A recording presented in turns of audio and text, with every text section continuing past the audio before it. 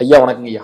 மணி sir வணக்கம். வணக்கம் ஐயா. கும்பாபிஷேகம் அருள்மிகு மகாசக்தி குபேர வாராகி அம்மனோட கும்பாபிஷேகம் நடக்கிறதுக்கு செப்டம்பர் 17 கிட்டத்தட்ட மிகப்பெரிய ஒரு கால்ஸ் வந்துகிட்டே இருக்குங்க ஐயா. நாங்களும் நிறைய பங்களிப்பு கொடுக்கணும்னு நேர்கள் நிறைய பேர் கோரிக்கை வச்சிருந்தாங்க. நீங்க அதை பத்தி கொஞ்சம் சொல்லுங்க. நிறைய கொடுத்துக்கிட்டு இருக்காங்க ஐயா. கண்டிப்பாங்க. மித்ரா டிவி, பக்தி யுகம் எல்லா அன்பர்களுக்கும், மந்த்ரா டிவி எல்லா அன்பர்களுக்கும் மற்றும் தமிழகத்தில் இருக்கிற அத்தனை அன்பர்களையும் இருகரம் கூப்பி கும்பாபிஷேகத்துக்கு வருக வருக என வரவேற்கிறேன்.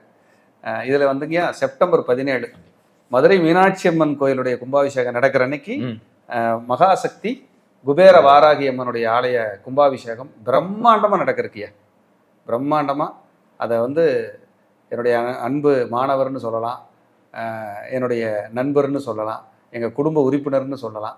அப்படிப்பட்ட ஒரு ஏழை மாணவர் அவருக்கு வாராகி அனுகிரகம் செய்து இந்த ஆலயத்தை ரொம்ப சிரமத்தின் அடிப்படையில் பொதுமக்களுடைய ஒத்துழைப்பில் வந்த டொனேஷனில் அந்த ஆலயத்தை உருவாக்கியிருக்கார். மெல்ல மெல்ல மெல்ல மெல்ல மெல்ல உருவாக்கி இன்னைக்கு கும்பாபிஷேகத்துக்கு வந்துருச்சு. செப்டம்பர் 17 இன்னொரு 40 நாள் இருக்குது. இந்த வீடியோ பண்ணுற நாள்லேருந்து ஒரு 40 டேஸ் இருக்குன்னு. இந்த கும்பாபிஷேகத்துக்கு நிறைய பேர் பொருளுதவி, நிதியுதவி செஞ்சுருக்காங்க, செய்யறக்கா சொல்லியிருக்காங்க. அவங்க எல்லாருக்குமே இந்த நேரத்தில் நான் நன்றி சொல்ல கடமைப்பட்டிருக்கிறேன். உண்மையிலேயே உங்களுடைய ஒத்துழைப்பு இல்லைன்னா இது நடக்கிறதுக்கு வாய்ப்பே இல்லை அப்படிங்கிறத நான் மானசீகமாக சொல்லிக்கிறேன். மகாசக்தி குபேர வாராகி அம்மன் 6.25 அடி உயரங்கய்யா, 8 திருக்கரங்களோடு இருக்காங்கய்யா. அவங்களுக்கு இந்த கும்பாபிஷேகம் ஐயா கிட்டத்தட்ட ஒரு மிகப்பெரிய பல ஆயிரம் மக்கள் அந்த இடத்துக்கு வர்றாங்க, கூடுறாங்க அப்படிங்கிறது தான் இதில் ஒரு ஆச்சரியம் விஷயமா நான் பார்க்குறேன். அந்த இடங்கய்யா வடக்கு நோக்கி அம்மன். இன்னைக்கு சொல்கிறேன், இது வார்த்தைக்காக சொல்லலை, அங்கே வந்தவங்களுக்கு உணர்வாங்க, தெரியும். அந்த இடத்துக்கு நீங்கள் வழிபட்டுட்டு போகும்போது உங்கள் லைஃப் மாறும். அந்த வாராகியினுடைய ஆசிகள் உங்களுக்கு கிடைக்கும். தேய்பிறை பஞ்சமி, வளர்பிறை பஞ்சமி இரண்டும் விமர்சையாக ஹோமங்களோடு அன்னதானத்தோடு நடைபெற்று கொண்டிருக்கிறது. அந்த ஏழை மாணவர் திரு சக்திவேல் அவர்கள், சக்திவேல் சுவாமிகள், அவங்க குடும்பத்தார் இதுக்கு சிரத்தையாக தங்களை அர்ப்பணித்து அந்த இடத்துல திண்டுக்கல் மாவட்டம், திண்டுக்கல்லிருந்து குஜிலியம்பாறை போகிற வழியில் எரியோடுக்கு அடுத்தது என் புதுரோடுங்கிற ஊரில் ரோட்டின் மேலேயே பக்கத்திலேயே அமைந்திருக்கிற அற்புதமான ஒரு ஆலயம் தான் மகாசக்தி குபேர வாராகி அம்மன். குபேர வாராகி வடக்கு நோக்கி இருக்காங்க. ஒரு தாற்பரியமான கோயிலுங்கய்யா. அதுக்கு பின்னாடி ஒரு சின்ன வரலாறு, அருமையான வரலாறு இருக்குங்கய்யா. அந்த இடத்துக்கு ஏன் அந்த அம்பாள் அங்கே வந்தாங்கன்னு சொல்லி மதுரையிலிருந்து அவங்களும் வந்திருக்காங்க.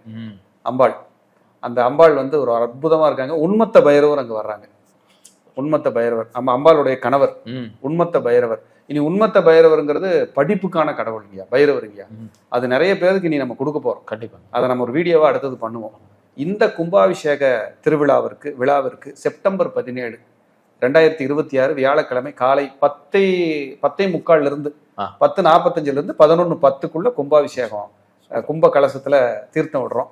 நிறைய காசி தீர்த்தம், ராமேஸ்வர தீர்த்தம், கைலாஸ் தீர்த்தம், கிட்டத்தட்ட ஒரு 11 தீர்த்தங்கள் அங்கே வரவழைக்கப்பட்டிருக்குங்க. வந்திருக்கு. காசி போய் அடியேனே எடுத்துகிட்டு வந்தேன். அடியேனே போய் தான் காசியில் எடுத்துகிட்டு வந்தேன். போய் எடுத்துகிட்டு வந்து எங்கள் நண்பர்கள் நாங்கள் எல்லாம் போய் தான் குடும்பத்தோடு போய் தான் நாங்கள் எடுத்துகிட்டு வந்தோம். எடுத்துகிட்டு வந்து அம்பாளுக்காக நாங்கள் கொடுத்துருக்குறோம். ராமேஸ்வரம் போய் நாங்கள் எடுத்துகிட்டு வந்தோம். எடுத்துகிட்டு வந்து கொடுத்துருக்குறேன். இதுவே எனக்கு ஒரு பெரிய கைங்கரியமாக நான் நினைக்கிறேன். இதில் என்ன இதுன்னா, உங்கள் எல்லாரையுமே கும்பாபிஷேகத்துக்கு வர வைக்கிறேன். கண்டிப்பாக நீங்கள் எல்லாரும் வாங்க. இப்பவே நிறைய பங்களிப்பு இருக்கு நிறைய. இன்னும் நான் என்ன சொல்றேன்னா, கும்பாபிஷேகத்துக்கு நாங்களே ஏதாவது பங்களிப்பு பண்ணலாமா அப்படின்னு சொல்லி அவங்களுக்கு மைண்ட்ல இருக்கும். நிச்சயமா பண்ணலாம். ஹோமங்கள் இருக்கு, அன்னதானம் இருக்கு, நிறைய அந்த பேக் போட்டு கொடுக்குறாங்க, அந்த இது பிரசாதம் கொடுக்குறாங்க. கும்பாபிஷேகத்துக்கு நிறைய செலவுகள் இருக்கு. இவ்வளவும் அந்த ஆலயத்தில் இருக்கு. ஏன்னா இது ஒரு பெரிய குடும்பம், அவங்க பெரிய வசதி உள்ளவங்க கட்டலை. ஒரு ஏழை மாணவர் திரு சக்திவேல் சுவாமிகள், அவர் ரொம்ப, நீங்க அவரை போய் பார்த்தீங்கன்னாலே தெரியும் என்னடா இப்படி இருக்கிறாரு, எப்படி இதை பண்ணாங்கன்னு சொல்லுவாங்க. அதுல கடவுளர்களால வராகியினுடைய புண்ணியத்துல எனக்கு ஒரு கைங்கரியம் கிடைச்சது, பங்களிப்பு கிடைச்சது. நாமளும் அது பங்கெடுத்து இந்த கும்பாபிஷேகத்துக்கு என்னென்ன பணிகள், திருப்பணிகளுக்கு நம்மளால முடிஞ்ச கைங்கரியங்கள் என்ன செய்ய முடியுமோ உடல் உழைப்பு எல்லாம் போட்டுக்கிட்டு இருக்கிறோம். இன்னும் அந்த கும்பாபிஷேகத்துல அடியன் ஒரு வாரத்துக்கு முன்னாடியே போறேங்க. 6 கால பூஜை நடக்குது. கும்பாபிஷேகம் வெகு விமர்சையா நடக்குது. எல்லாம் அம்பாளுடைய ஆசி தான், நம்ம கையில் எதுவுமே இல்லைங்க. இந்த கும்பாபிஷேகத்திற்காக நீங்கள் பொருளுதவி, நிதி உதவி எது அளிக்கணும் அப்படின்னாலும் கீழே டிஸ்கிரிப்ஷனில் அவங்களோட ட்ரஸ்ட் அக்கௌண்ட் நம்பரும் ஜிபே நம்பரும் இருக்கும், கான்டாக்ட் நம்பரும் இருக்கும். நீங்கள் கான்டாக்ட் பண்ணி உங்களால் முடிஞ்ச கைங்கரியங்களை, ஏன்னா வாராகி கைங்கரியத்துக்கு நீங்கள் பங்கெடுக்கிறது அவ்வளவு சிறப்பு. ஏன்னா நிறைய பேர்த்துக்கு கடன், எதிரி, சூன்ய தோஷம், நெருக்கடி, இது மாதிரி நிறைய நம்ம பார்த்துருப்போம். ஒரு வாய்ப்பாக கூட ஒரு வாய்ப்பாக எடுத்துக்கலாம் இது. அதனால தான் சொல்கிறேன், இது வந்து வாய்ப்பாக எடுத்துக்கிட்டு நீங்கள் பங்களிக்கலாம். கண்டிப்பாக அப்படி பங்களிப்பு செய்யும்போது அந்த அன்னையின் பேரருள் உங்களுக்கும் உங்கள் குடும்பத்தாருக்கும் நிச்சயமாக பரிபூர்ணமாக கிடைக்கட்டும் சொல்லி உங்கள் எல்லாத்தையும் கும்பாபிஷேகத்தில் அடியேனும் சந்திக்கிறேன். எல்லாரும் வாங்க, கும்பாபிஷேகத்தில் மீட் பண்ணுவோம். மாபெரும் அன்னதானம் காலையில் 9 மணிலேருந்து ஈவினிங் வரைக்கும் இருக்கும். நிறைய பல ஆயிரம் பேர் வருவாங்கன்னு எதிர்பார்க்குறேங்கய்யா. நிறைய பேர் டொனேஷன், ஃபுட்டுக்கு, எல்லாத்துக்குமே கைங்கரியத்துக்கு ஏற்றுக்கிட்டு இருக்காங்க. நீங்களும் செய்யுங்க. உங்கள் எல்லாரையும் நானும் ஆலயத்தில் சந்திக்கிறேன். ரொம்ப சந்தோஷம். நன்றி, வணக்கம், வாழ்க வளம்.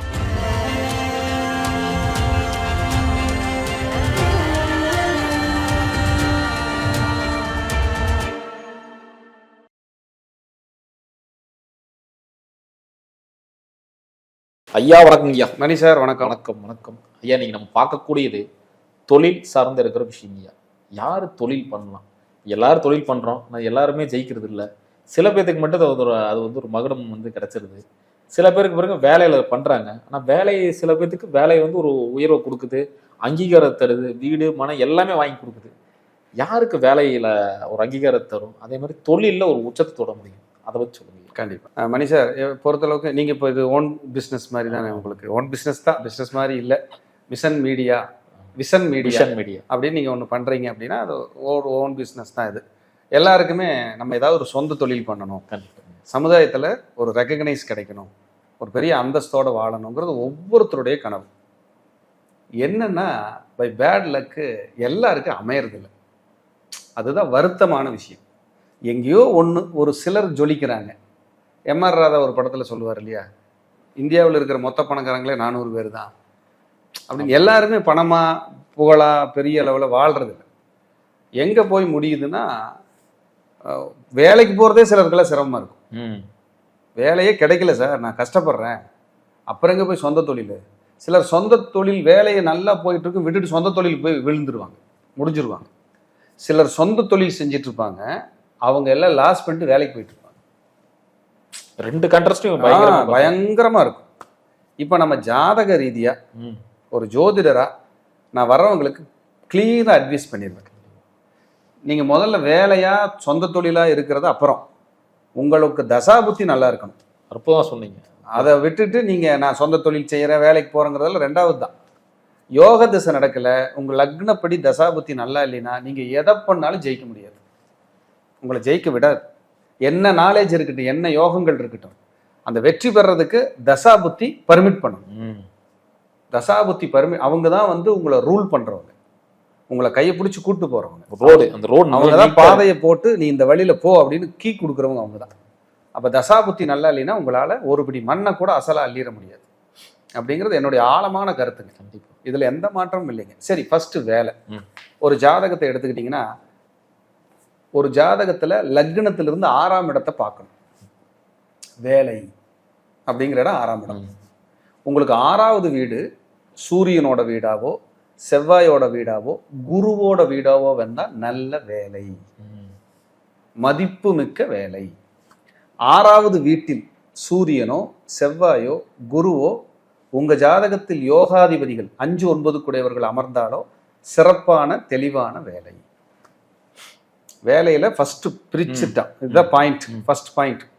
6ஆம் இடத்துல நல்ல கிரகம் இல்லைன்னா நல்ல வேலை கிடைக்காது. ராகு இருக்கு, கேது இருக்கு, சனி இருக்கு, மாந்தி இருக்குன்னா 6ஆம் அதிபதி கெட்டு போயிட்டாரு அப்படின்னா உங்களால வேலையில போய் நிம்மதியா இருக்க முடியாது. வேலை மாறிக்கிட்டே இருப்பீங்க, வேலையில திருப்தியே இருக்காது. இதுதான் ஃபர்ஸ்ட் பாயிண்ட்டுங்க.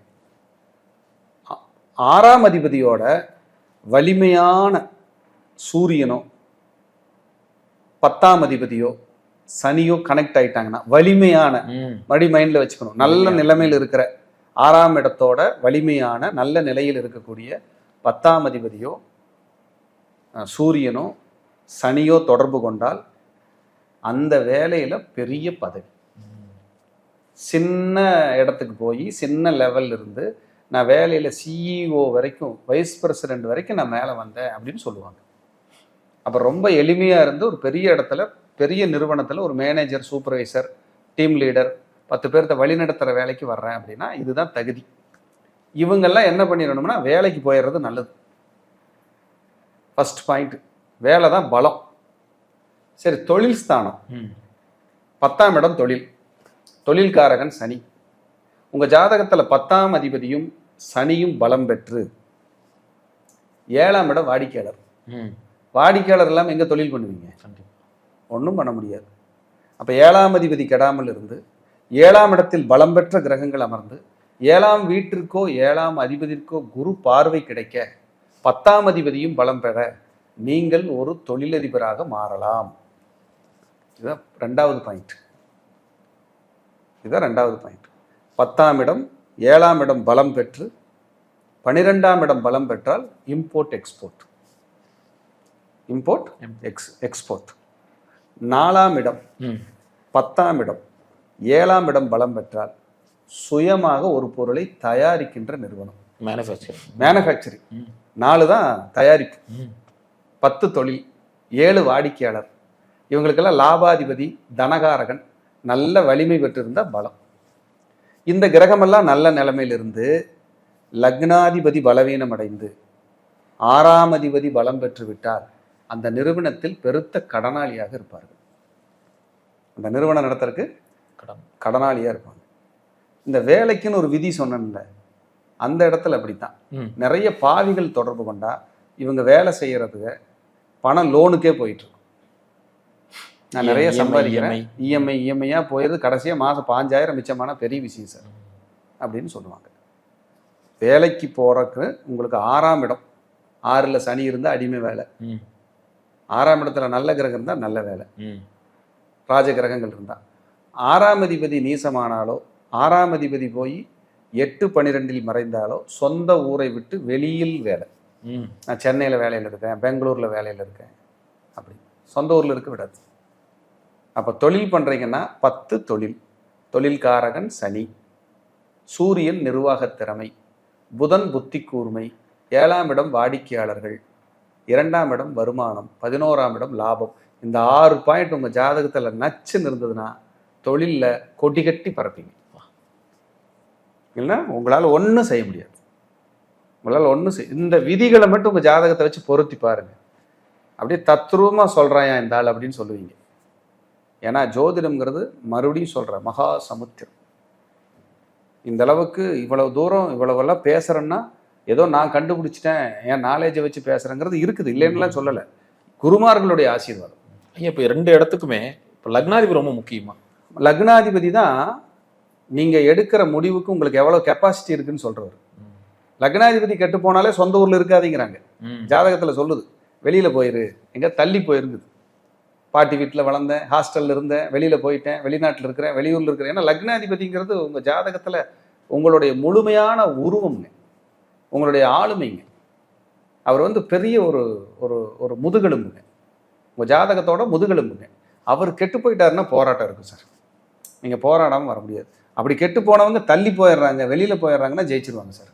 சார் இவ்வளவு விதிகளை நான் சொல்லியிருந்தாலும், என்ன உங்கள் ஜாதகத்தில் இத்தனை விதிகள் எல்லாம் பொருந்தி வந்திருந்தாலும், தசாபுத்திகள் உங்கள் ஜாதகத்தில் சரியான நல்ல தசாபுத்தி நடக்கலைன்னா நீங்கள் பேசிக் வாழ்க்கை தான் வாழ முடியும். நான் வாழலாமா வளரலாமா அப்படின்னு 2 பாயிண்ட் சொல்லுவேன். இந்த பீரியடு வளர்றதுக்கான பீரியட் இல்லை, வாழ்க்கை ஓடும், நகர்ந்துக்குங்க. இதையும் போட்டு முதலீடுகளை போட்டு ஏமாந்துடாதீங்க. நிதானமாக இருங்க, கவனமாக இருங்கன்னு கிளியர் அட்வைஸ் பண்ணிடுவேன். மறுபடியும் அவங்க என்கிட்ட வர்றாங்க வரல, எனக்கு அதை பற்றி கவலையே கிடையாது. என்னோட அட்வைஸ் கிளியராக இருக்கும். நீங்கள் 10 வருஷம் கழிச்சாவது தேடிட்டு தான் வருவீங்கன்னு. இவர்கிட்ட பார்க்கணும், இவர் ஏதோ சொல்கிறாரு கரெக்டாக இருக்குது, அந்த விஷயம், அந்த விதிகள், இவர் சொல்கிற விதிகளில் வந்து விஷயங்கள் ஒளிஞ்சிருக்கு. இன்றைக்கும் என் கிளைண்ட்ஸ் 17 வருடங்களாக நிறைய கிளைண்ட்ஸ், ரிப்பீட்டட் கிளைண்ட்ஸ் இருக்காங்க. வந்து பார்த்துக்கிட்டே இருப்பாங்க, அடிக்கடி வந்து இது எப்படி சார் இருக்குது, இது என்ன பண்ணலாம், சஜஷன் வாங்கிக்கிட்டே இருப்பாங்க. இப்படி எல்லாம் நம்ம கைட் பண்ணலாம். வேலைக்கு தொழிலுக்கு மட்டும் இல்லை, அரசியலுக்கு, சொந்த வீடு கட்டுறதுக்கு, நீங்கள் எதுக்குனாலும் சரி, எல்லாமே பிளானட் தான்.